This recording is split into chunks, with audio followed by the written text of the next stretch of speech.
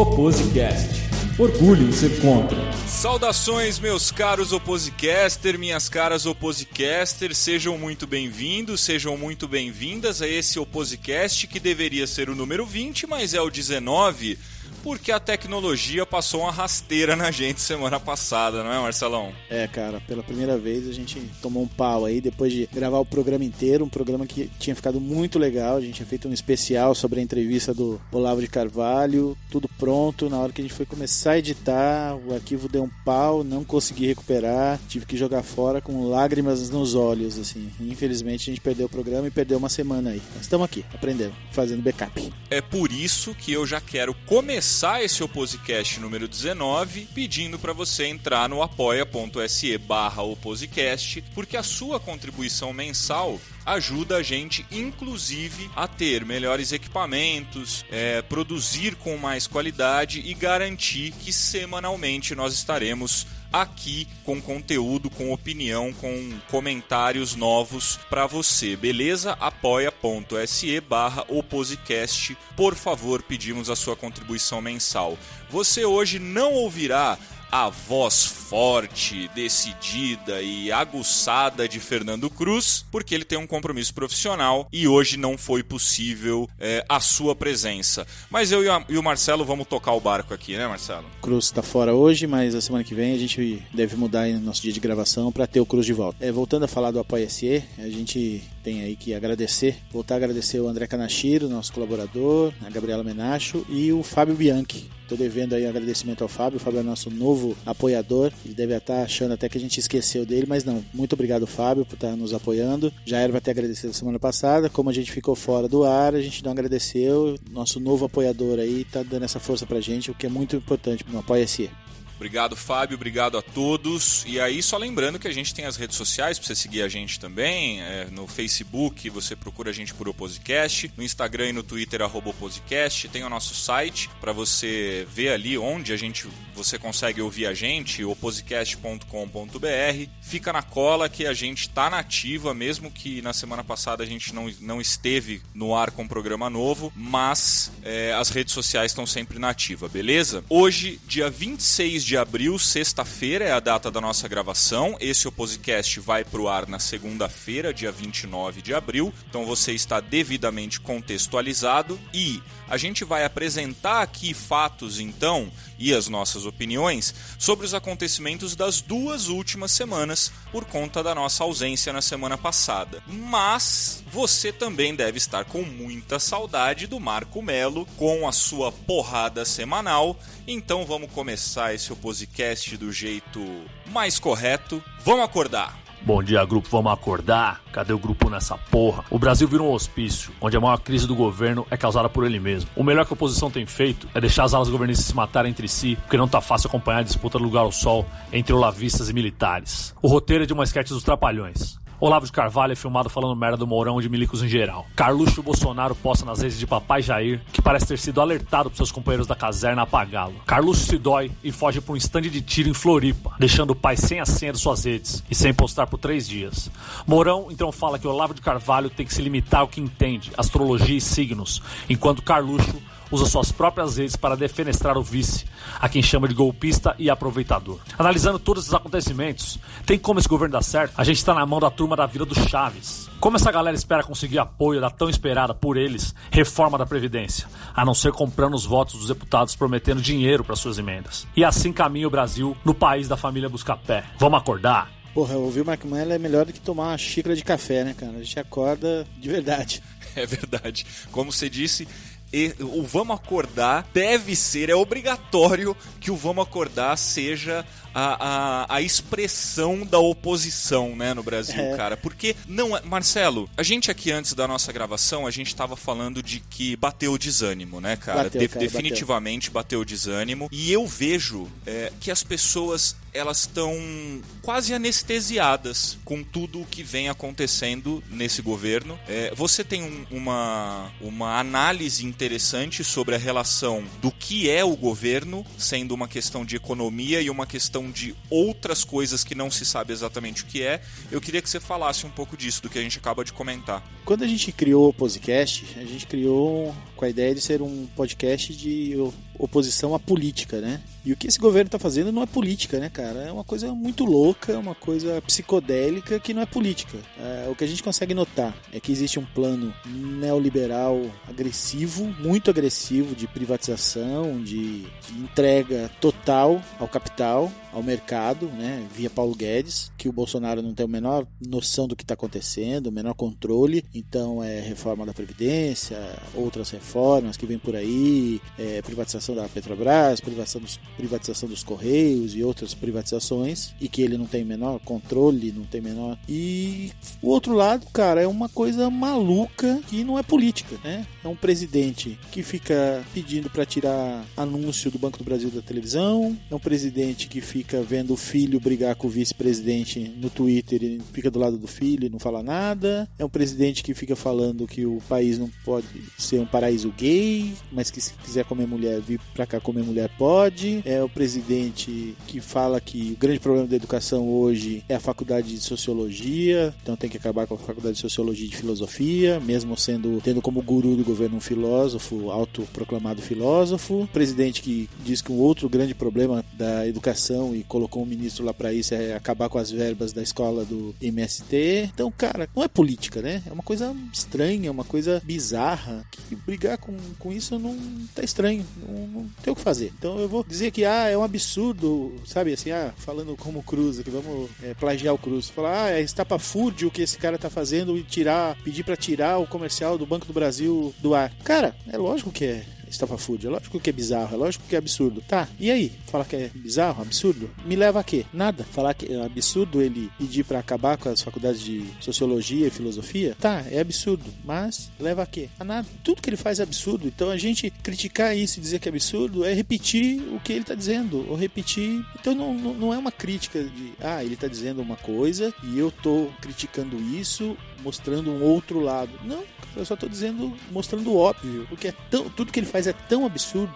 é tão bizarro, é tão errado, que a gente chove no molhado o tempo inteiro, sabe? Ele não toma nenhuma decisão que é mais ou menos e a gente como oposição critica por ser oposição. Não, qualquer pessoa de bom senso criticaria as ações dele. Então dá um desânimo gigantesco de ver o cara assistindo televisão e falando, olha, tira do ar esse filme aí. Sério que esse é o papel do presidente da República, sabe? Quando que na história desse país um presidente da República censurou um comercial de televisão, cara, de um banco? É isso, essa é a função. A gente sabe que ele é o tiozão do Twitter, né? Que ele é o cara que fica ali no Twitter vendo os videozinhos, o que passa, o que não passa. Lógico que não é ele que posta, é o filho dele que posta tudo. A gente vê pelo tom, pela qualidade do texto, pela falta de coerência do texto.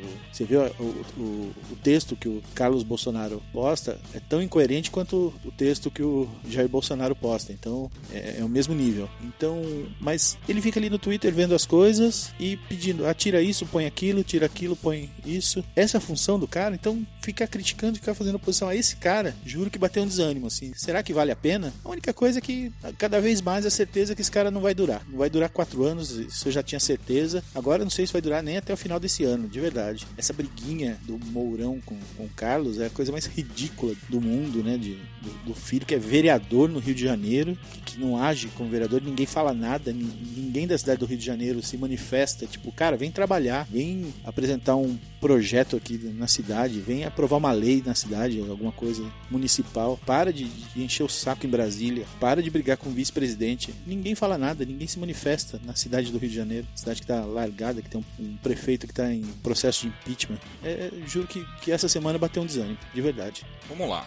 Eu confesso que em mim também, hoje vindo pra cá, pro local da nossa gravação, eu tava lendo coisas nas fontes que eu busco, né, de notícia, de fato e de comentários e tal, e é realmente desanimador. Eu confesso que eu não tinha uma expectativa diferente desse governo, porque ele foi eleito com base em uma política moralista e de quase nenhum projeto. O único projeto que se falava antes da eleição de fato do Jair Bolsonaro, que se falava durante a campanha, era o projeto Paulo Guedes, que não era um projeto de economia, era o projeto Paulo Guedes e continua sendo, até porque Jair Bolsonaro é um completo ignorante em qualquer questão econômica e entregou a chave do castelo para o superministro e falou para ele, faz aí o que você achar que tem que ser feito. Ele não entende absolutamente nada de nenhum assunto do governo, mas muito menos de economia, então ele se construiu com base em um discurso moralista e ultra-radical. Eu confesso que eu não esperava outra coisa dele, mas eu não esperava que tudo fosse tão grave, tão forte e tão rápido para em menos de 4 meses de governo as coisas chegarem no ponto que aqui chegaram. A gente vai começar aqui, para não ficar divagando, vamos começar com os comentários sobre tudo isso que aconteceu nessas 2 últimas semanas, para você entender que Flávio Bolsonaro está completamente, absurdamente errado quando ele diz que o governo do pai dele, o governo do presidente Jair Bolsonaro, não tem como dar errado. Essa fala dele foi ali entre os dias 11 e 12 de abril e ele fundamentou a fala dizendo que não tinha como dar errado porque se tratava de um projeto de Deus. Então, a gente aqui no Opposecast, independentemente de acreditar em Deus ou não, eu e o Marcelo temos visões completamente diferentes sobre essa questão. Total, um respeita o outro. E um respeita o outro completamente, mas diferentemente disso, nós temos um respeito pelo nosso próprio trabalho, pela nossa própria consciência e por você que nos ouve, já que a gente se dispôs a falar aqui abertamente e algumas pessoas, já muitas pessoas, nos ouvem semanalmente, nós temos um respeito por todo esse contexto que a gente não trabalha na base do moralismo ou do achismo ou na ideologia ou na crença espiritual. Então vamos para as notícias e vamos para os nossos comentários. Essa primeira notícia que a gente vai dar aqui e vai fazer um comentário breve é sobre o desmonte dos conselhos de participação social no Estado brasileiro.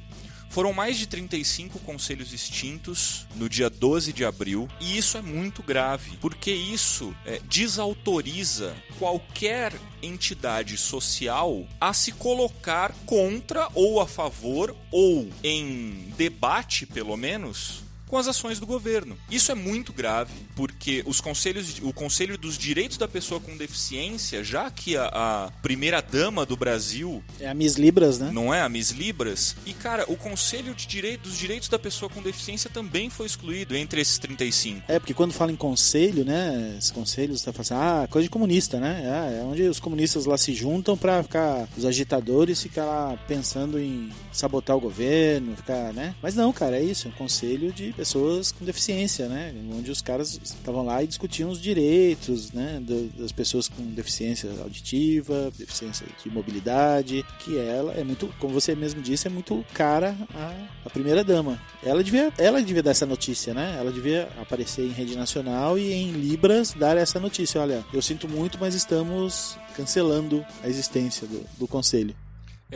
Quando o Jair Bolsonaro e a trupe desse governo sem vergonha, em homenagem ao Marcelo, extingue esses conselhos, o argumento é esse que o Marcelo falou, é de acabar com uma ideologia que foi construída pelo PT. Tudo é ideologia, né, cara? Tudo é extinção de tudo, é o PT. Só que é o seguinte, os conselhos, eles servem para colocar pessoas que vivem aquela realidade, que enfrentam aquela realidade. A gente está pegando aqui a pessoa com deficiência como um exemplo, mas poderiam ser outros inúmeros conselhos que foram extinguidos. Aquelas pessoas se juntam, pessoas que entendem a sua própria realidade, para criar iniciativas, para oferecer, inclusive, para o governo argumentos e fatos que permitam que ações sejam tomadas para beneficiar um número infinito de brasileiros, incontável de brasileiros, que não podem ser atendidos por um governo que não os enxerga. Então os conselhos têm uma participação fundamental na sociedade brasileira e no governo brasileiro. E agora, com eles extinguidos, nós estamos nas mãos dos gestores, como no Ministério da Educação, que não tem pessoas, o novo ministro da Educação, o Abraão, não tem nenhum contato com com gestão de educação, é simplesmente um gestor administrativo. Então, se você tem gestores ali na área da educação, ou na área da saúde, ou na área do meio ambiente, seja lá onde for, você está na mão desses caras para definir o que de prático vai acontecer na sociedade. Isso é muito grave.